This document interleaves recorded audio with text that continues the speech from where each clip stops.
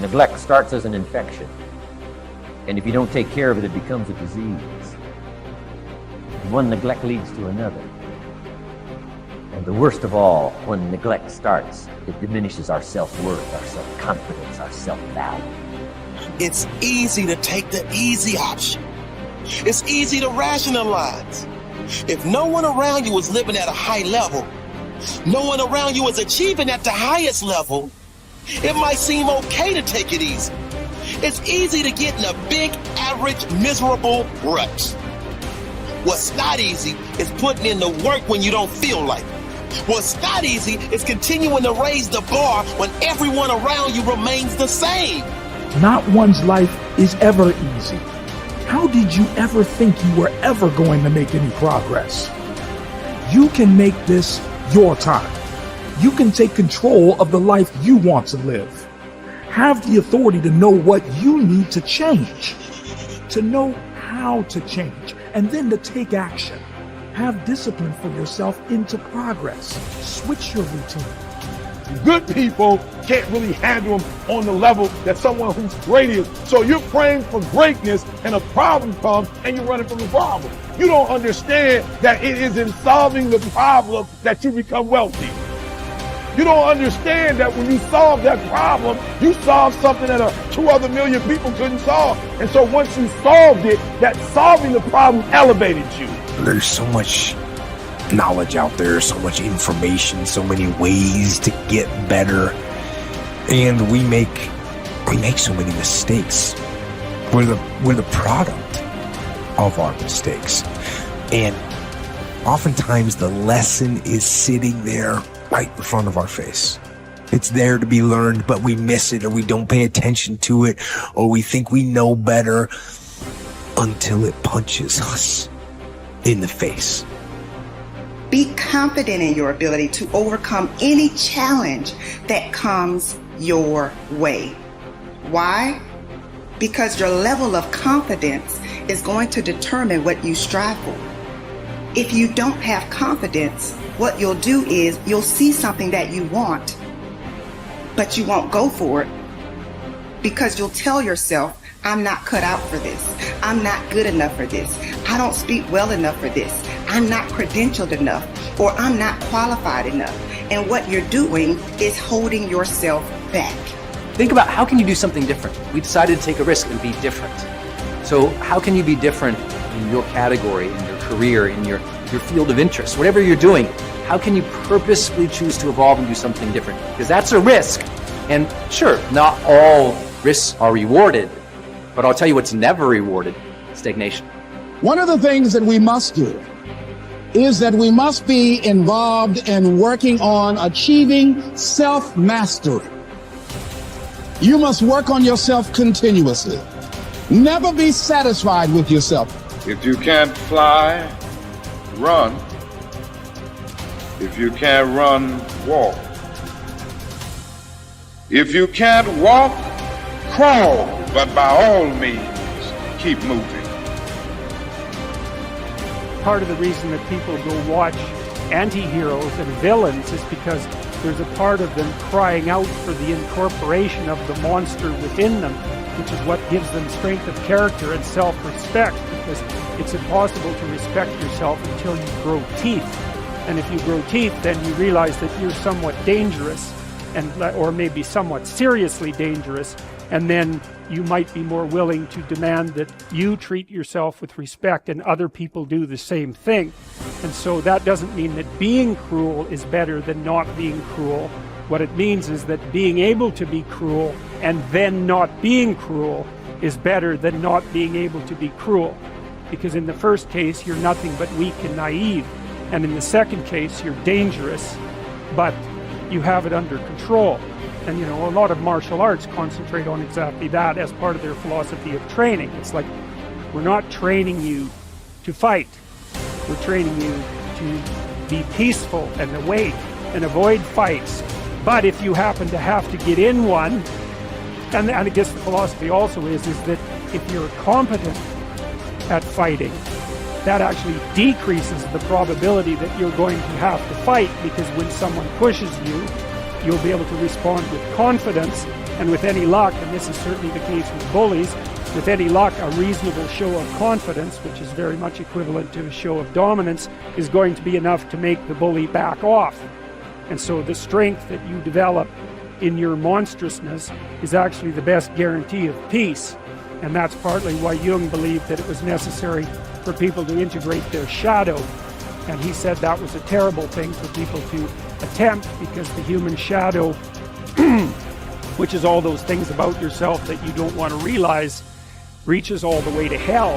And what he meant by that was, it's through an analysis of your own shadow that you can come to understand why other people are capable, and you as well, of the sorts of terrible atrocities that characterized, let's say, the 20th century.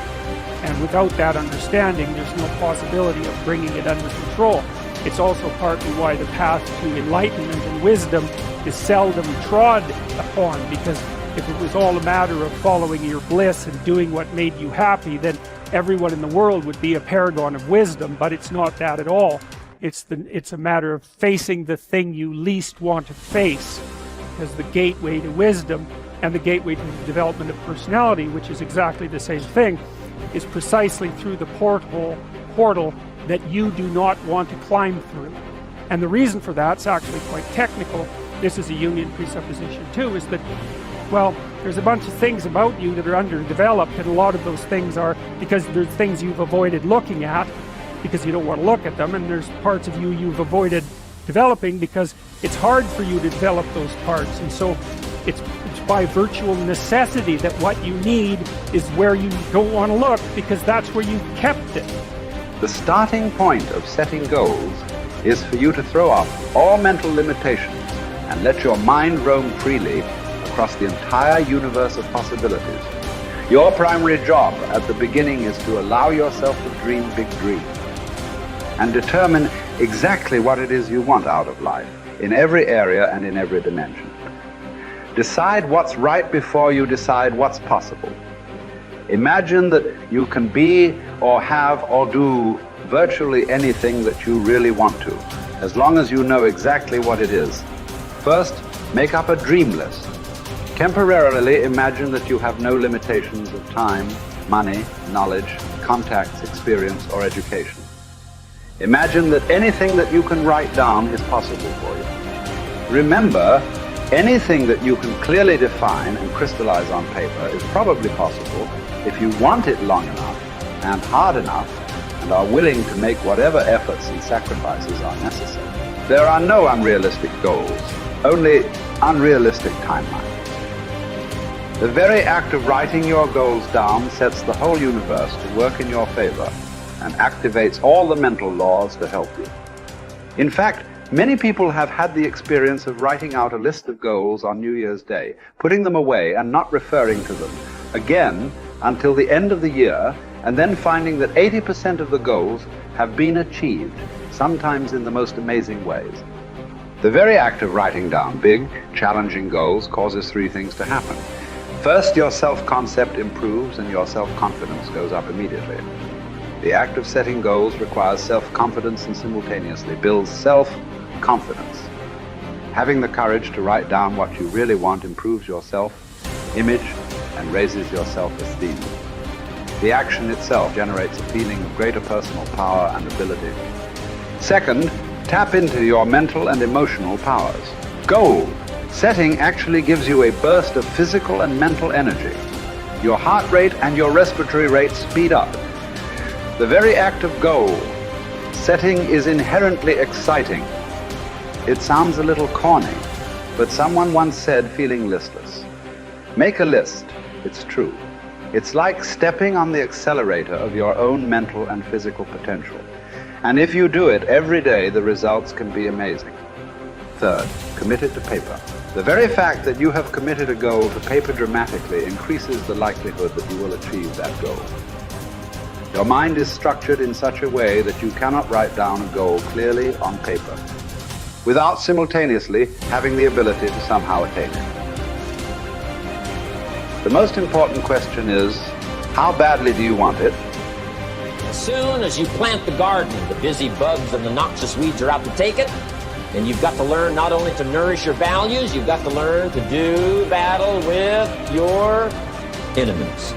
Whatever threatens you, I'm asking you to threaten it back. Take care of your responsibility, but don't take anything off of anybody. Somebody wants to destroy your chances for a good future by their negative talk, negative thinking, putting it all down. I'm telling you, walk away if you have to. Walk away. Whatever threatens you, threaten it back. Whatever threatens your opportunity, threaten it back. Now, some of our enemies are on the outside, but here's the most important thing to understand. Some of our enemies are on the inside. Let me give you a quick list. Indifference. You got to do battle with your own indifference. Boy, it's easy to coast, especially if you've accomplished something, extraordinary. Now, somebody says, I got to relax. Here's the key. Not too long. The weeds will take all you plant if you rest too long. Don't rest too long. Indecision. You got to make those decisions. The ones that don't turn out to be good gives you experience to make better decisions. Don't let much time go by without making some decisions. The ones that you can make quickly, make them quickly. The ones that take time, take your time. But get those decisions made. Don't let indecision be an enemy, rob you of the future, empty your bank account, leave you with zero in the purse. Don't let that happen. The next one is doubt. But I'm asking you not to pick up all those doubts. I'm asking you to have some faith. Have some courage, believe, drive your doubts into a small corner. Don't let them loose like a mad dog, drive you into a small corner. Don't doubt the future. Don't doubt the possibilities. Here's the most important one of all. Don't doubt yourself. If I've got miracle working power to change my life, so do you. If I've got the ability to change, so do you. If I've got the ability to read, so do you. If I can discover, so can you. If I can grow, you can grow. If I can develop, you can develop. If I can get an invitation like I got 6 years ago, help take something around the world, so can you. If I can stand on this platform, Idaho farm boy raising obscurity, so can you. I'm asking you, don't sell yourself short.